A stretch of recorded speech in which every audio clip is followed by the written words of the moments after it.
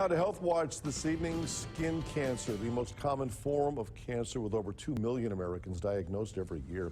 It can affect men and women and even kids, any age, any race. Shelley Botat tells us why, if you see a suspicious mole or a growth or a lesion on any part of your body, you ought to get it checked out. This year, more than 75,000 people will be diagnosed with melanoma, the most serious and deadly of all skin cancers.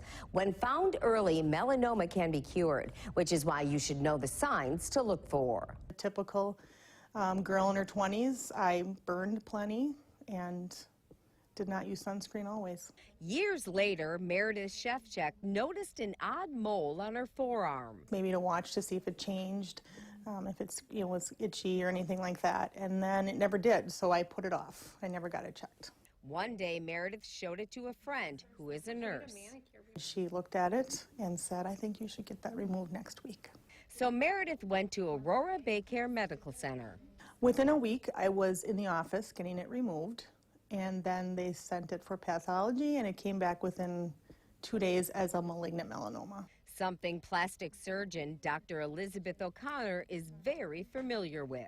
Skin cancer is the most common cancer in the United States.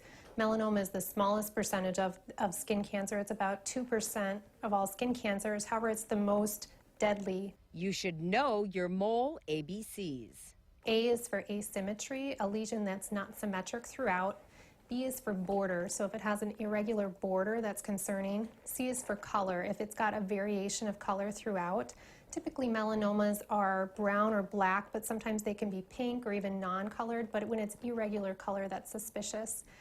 D is for diameter. We usually think about the tip of a pencil eraser as about the size where you start getting concerned. And E is for evolving, any new or changing lesion or mole. The best way to treat skin cancer is really prevention.